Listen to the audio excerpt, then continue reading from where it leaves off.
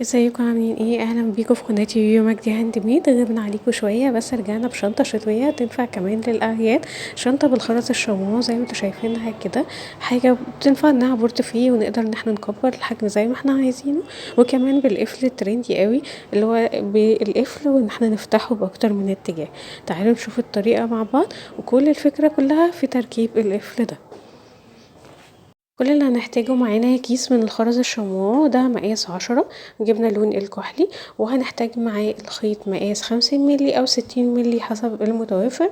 هو شوية معظم الخرز الشموع الفتحة بتاعته تعتبر كبيرة شوية، بس يعني للأمان لأن ساعات بيبقى خرزة وخرزة، فهنستخدم الخيط ال50 ملي علشان نبقى قادرين نعمل بطريقة العقد اللي احنا متعودين عليها وما يعكسناش لو خرزة مقفولة شوية. وهنبدأ ان احنا نشتغل بالوحدة الرباعية بتاعتنا اللي احنا متعودين عليها واللي اتعلمناها في فيديوهات قبل كده وفي الفيديوهات التعليمية. وان احنا بنعمل ايه، بناخد 4 خرزات وبنحطهم في الخيط، وطبعا بنقص قطعة خيط ما تبقاش طويلة قوي، اقصى حاجة متر علشان الجزء الاولاني بيبقى رخم شوية في التقفيل. واحط ال4 خرزات وباجي على الخرزة الرابعة برجع فيها طرف الخيط تاني عشان يتكون عندي حلقة صغيرة زي كده، بعدي منها طرف الخيط الناحية التانية عشان يتكون زي عقدة معايا وبدخلها جوه الخرزة، وده بيخلي الوحدة ثابتة زي ما انتوا شايفين كده ومستقيمة، ونقدر بعدها اي شغل نشتغله يبقى مفروض معانا. وبعد كده كل طرف خيط منهم هنحط في طرف خرزة والطرف التاني خرزتين، وفي تاني خرزة برجع بالخيط بنفس الطريقة، برجع بطرف الخيط عشان اسيب ما بين ايديا حلقة صغيرة بعدي منها طرف الخيط اللي في الجنب التاني بالشكل ده، وبعد كده بشد العقدة بتاعتي وادخلها جوه الخرزة كده يبقى تكون معايا الوحدة التانية. وهنكرر بنفس الطريقة، هنحط خرزة في الناحية والناحية التانية بحط فيها خرزتين، وبرضو في تاني خرزة برجع بطرف الخيط عشان يتكون القفل معايا، وادي طرف الخيط اللي في الناحية التانية بالشكل ده ويتكون معايا العقد. وبنفس النمط ونفس الطريقة بقى هزود عدد الوحدات لحد ما اوصل للعرض اللي انا عايزاه للشنطة الجانبي بالشكل ده، وبعد كده نعمل الارتفاع. عملت عدد الوحدات اللي انا عايزاه وباقي خلاص اخر وحدة. اخر وحدة هعملها ازاي، هاخد طرف الخيط اللي من تحت وابدأ احط فيه ال3 خرزات مرة واحدة. يبقى هنا الاختلاف علشان انا هرتفع سطر جديد، بحط في نفس الجهة 3 خرزات مرة واحدة، وده هيغير معايا اتجاه الخيط لما هاجي اقفل في تالت خرزة. بصوا اتجاه الخيط اتغير معايا ازاي وارتفع لفوق، وده المطلوب عشان ارتفع الدور الجديد. طيب عايزة كمان اتجه من اليمين هنا للشمال، هعمل نفس الخطوة واكررها تاني. فياخد الخيط اللي عندي على اقصى اليمين احط فيه ال3 خرزات مرة واحدة واقفل في تالت خرزة بالشكل ده، واعدي طرف الخيط التاني ويتكون العقدة بتاعتي معايا في تالت خرزة. شايفين كده الخيط اتجه معايا من اقصى اليمين لاقصى الشمال، وجنبي خلاص في الخيط اللي تحت جنبه خرزة، هدخل في نفس الخرزة دي ادخل فيها الخيط، والخيط اللي فوق هبدأ احط فيه خرزتين. وهنا هيبدأ يظهر معايا الشكل انه خلاص ارتفاع الدور التاني ظهر معايا، وهبقى شغالة جوه الدور التاني نص كده. شد العقدة بتاعتنا وهكرر بنفس بقى الطريقة. الخيط اللي تحت بدخله في الخرزة اللي جنبها، والخيط اللي فوق بحط فيه خرزتين، وهفضل مكملة لحد ما اوصل للنهاية.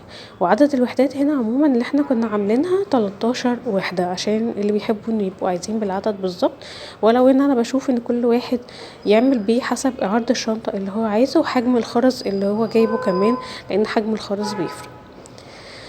وهنا وصلنا للوحدة اللي قبل الاخيرة، هنعملها مع بعض عشان تبقوا شايفين الشكل بيبقى واصل لايه في النهاية. بقفل هنا كده، وفاضل عندي اخر واحدة هدخل فيها المرة دي. يعني بعد ما ندخل الخيط من الناحية دي، الخيط اللي على الشمال ده هو اللي انا هضيف فيه عشان ارتفع لفوق. فالخيط اللي على الشمال هو اللي هحط فيه الخرزتين اللي عليهم الدور. يعني المرة دي عكسنا الشغل، وهنقفل في تاني خرزة من نفس طريقة العقد بتاعتنا، ونشد العقدة، وكده هيتجه معايا الخيط لفوق. وعايزين نعكس بقى ان احنا نتجه من الشمال لاقصى اليمين، فهنكرر نفس خطوة ان احنا نحط في طرف الخيط اللي على الشمال ال3 خرزات كاملين مرة واحدة المرة دي في الناحية دي، وكده هيتقفل معانا بداية الدور. ونبدأ نكمل بقى بنفس النمط كل الادوار اللي احنا عايزينها لحد ما نوصل للطول المناسب. كده خلاص كنت قربت اوصل للدور المناسب، ونجيب القفل بتاعنا علشان نشوف طريقة التركيب. وهنا عدد الادوار انا مش عايزة احكمكم بعدد ادوار، انه حسب ما انتوا حابين تعملوا ان هي شنطة كاملة ولا عايزين تعملوها بورتفيه. ده هو ساعتها اللي هيحدد معاكم عدد الادوار. وانه بعد ما نعمل عدد الادوار نحدد ان احنا في دورين زيادة اللي هما الجزء بتاع القاعدة. ودي كده القطع بتاعتنا، كل دول بيتحطوا على القفل. وزي ما انتوا شفتوا القفل بيتعمل بالضغط مش بالمفتاح ولا حاجة. فاحنا محتاجين نركب كل القطع دي مع بعض ونشوف هنركبهم ازاي. فانا هنا عملت عدد الادوار 1 2 3 4 5 6 7 8 9 10 11 12 13 14 15 16 17 18. هنا الدور ال18 ده اللي هبدأ اعمل فيه ان انا مقسماهم ان انا هيبقى جزئين وش وظهر، والقاعدة او الجنب بتاعي هيبقى 1 أو 2، وهنزود ادوار فوق للقفل. طيب هاخد القطع اللي هي زي ما انتوا شايفينها كده قطع مستطيلة بمسمار هنا وهنا. وهعمل ايه؟ انا اشتغلت هنا في النص عدد وحدات اللي هم 4 وحدات، وهحط دي في النص ما بينهم ان انا هشتغل بيها وحدة. فانا بعدي منها طرف خيط كأني بشتغل الخرزاية اللي هي عليها الدور من فوق، وبعد هنا ان انا هتاخد معايا مساحة 3 وحدات، وان يتبقى الناحية التانية نفس العدد من الوحدات زي هنا بالظبط زي الناحية دي. فزي ما انتوا شايفين كده انا عديت الخيط رايح جاي من على المسمار اللي جوه ده، وعديت منه وسبت دايرة اللي هي دايرة الحلقة اللي بنعدي منها طرف الخيط التاني عشان يتكون عندي عقدة اهو هنا كده. اهو زي ما انتوا شايفين كده كأني عملت العقدة بدل ما احط خرزة عملتها حوالين المسمار الاولاني في الجزء ده.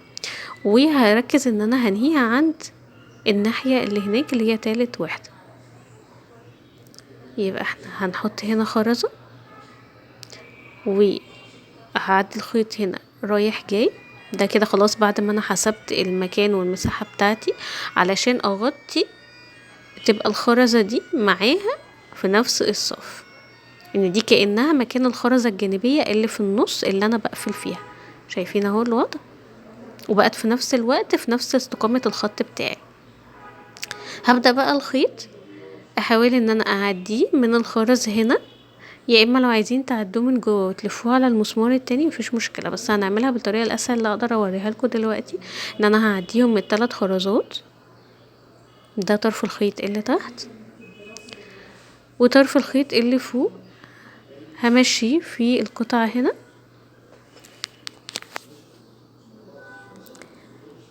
تظبط الاضاءة بس اهو همشي هنا من تحت المسمار اللي هنا علشان بس ايه يعني ابقى دخلت الخيط جواه. تمام، وارجع ان انا الفه تاني عشان اثبته اكتر. هيبقى عندي كده الخيطين دول قصاد بعض. تمام، وانا عايزة ان انا ابدأ اقفل بالوحدة اللي تكمل معايا للدور الناحيات. فيبقى انا هعمل ايه؟ هاخد بقى الخيط اللي عندي تحت ده اطلعه منها العكس، يبقى الخيط اللي طالع من الخرزة عندي تحت هعديه عكس الخيط اللي انا لفيته على المسمار، عشان يبقى زي ما احنا متعودين ان 2 عكس بعض اهو. تمام، عشان اكمل كده للناحية التانية واشتغل بقى وحدة فوق الوحدة اللي عليها الدور هنا. فهبدأ بقى الخيط اللي انا معديه لتحت ده اعديه من الخرزة الجانبية اللي عليها الدور هنا. يعني كل الموضوع ان انا وديت الخيط عكس عكاس في القطعة نفسها.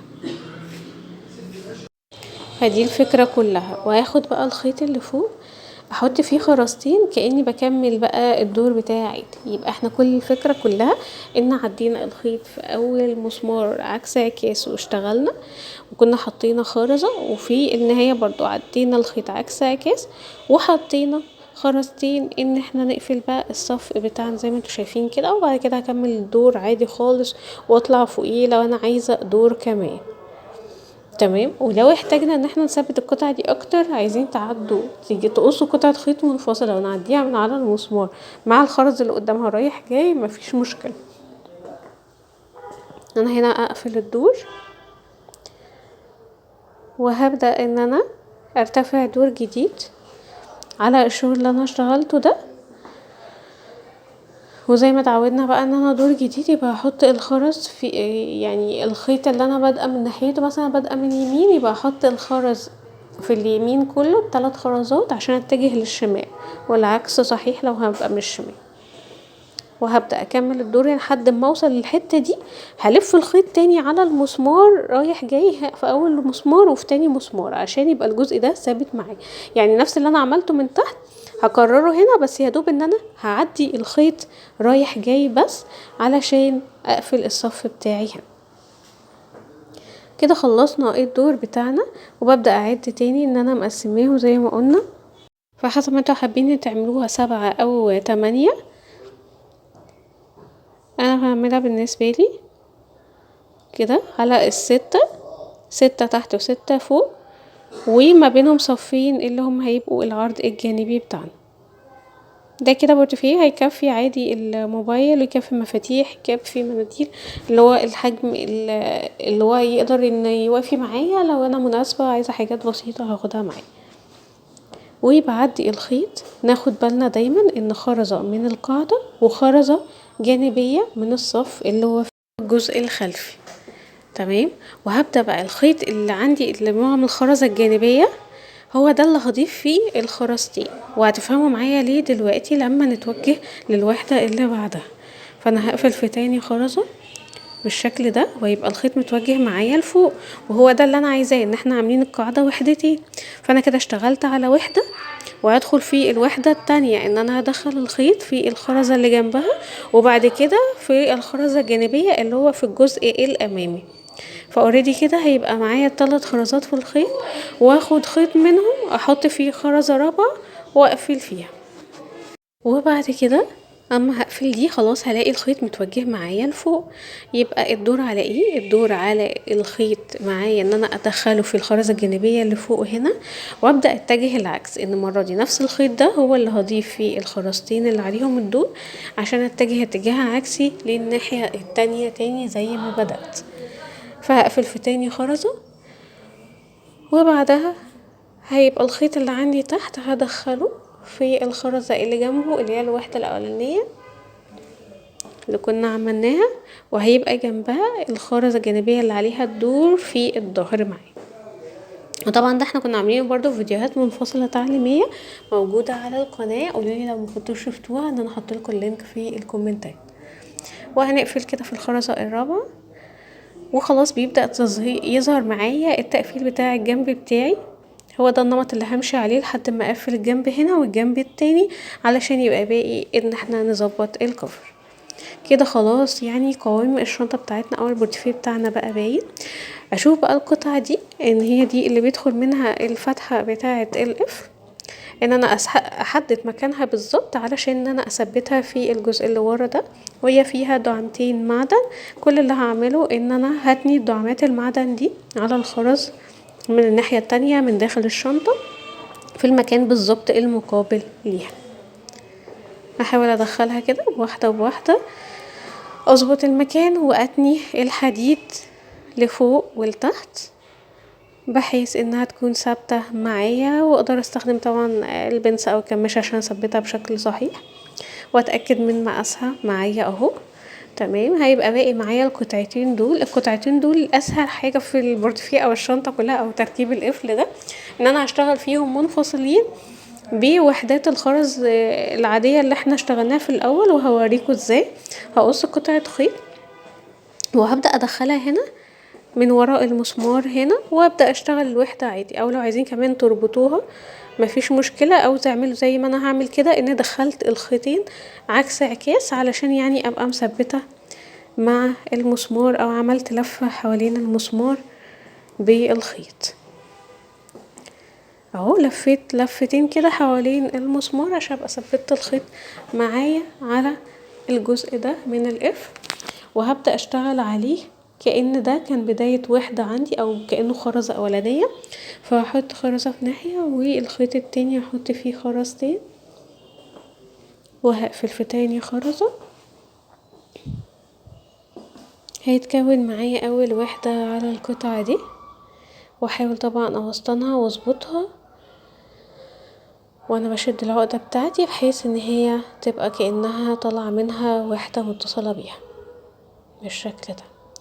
وهبدأ ارتفع عليها عدد من الوحدات يوازي الطول اللي انا عايزاه هنا لحد ما اوصل للجنب بتاعي. وهو في المعتاد هيبقى نفس عدد الوحدات اللي تحتي دي وازيد وحدتين بالظبط عشان نقفلهم في الجنب. فعملتها زي ما انتم شايفين كده بالعرض اللي احنا عاملينه.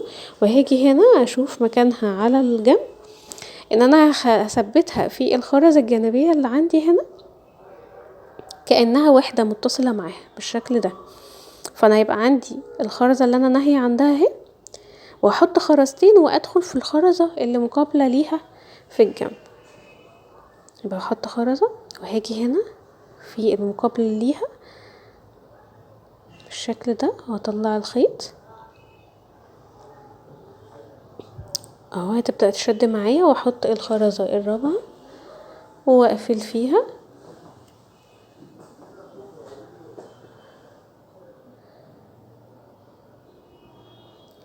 اهو. بس انا غيرت باتجاه القفل ان انا خليته في الخرزة اللي فوق عشان بس ان انا هعيد تقفيل الخيط ده في الوحدات اللي بعد كده قدامنا بالشكل ده. وبكده هتبقى اتثبتت معانا. واللي انا بعمله ده بس ان انا غيرت اتجاه قفل الخيط، خليته في الخرزة اللي فوق اللي هي اوريدي انا كنت ناهية عندها علشان ارجع بالخيط في نفس الوحدات اللي احنا شغالينها بحيث ان يبقى الجزء ده ثابت ومعقود باكتر من عقدة. ان انا برجع بالخيط في نفس الوحدة واعدي منه طرف الخيط التاني يتكون معايا اكتر من عقدة، وهرجع فيها لتحت مرة كمان والخيط التاني برضو اللي تحت مرة تانية، وهقص الزيادة معايا. وكده يبقى التفاصيل الأساسية للشنطة أو البورتفيه عملناها. الموضوع سهل جدا، وشغل الشنط الشمواه من الشغل اللذيذ جدا وبيبقى شكلها رقيق قوي. ومش باقي معانا حاجة غير ان احنا نركب القفل عادي، واحنا زي ما قلنا القفل شداد. ونقدر بقى ان احنا نركب في الجنب لو احنا عايزين السلسلة الطويلة، او لو عايزين نعمل يد تانية من الخرز الشمواه تبقى قصيرة مفيش مشكلة. بس انا بالنسبة لي هستخدم اليد الطويلة عشان لها اكتر من استخدام. فهجيب الحلقات سهلة الفتح وادخلها كده بالراحة من الوحدة هنا والوحدة الناحية التانية، وبعدها هبدأ اعدي فيها السلسلة الستانلس اللي احنا متعودين عليها. بتبقى سلسلة جاهزة، او لو عايزين تجيبوا الستانلس اللي هي بالمتر وتحطوا فيها الجنشات مفيش ادنى مشكلة. نحط كده السلسلة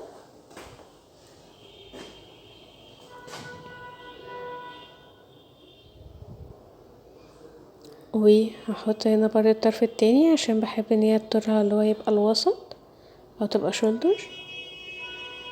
واقدر ان انا اخد القفل كمان واعلقه هنا في الحلقة لسلة الفتح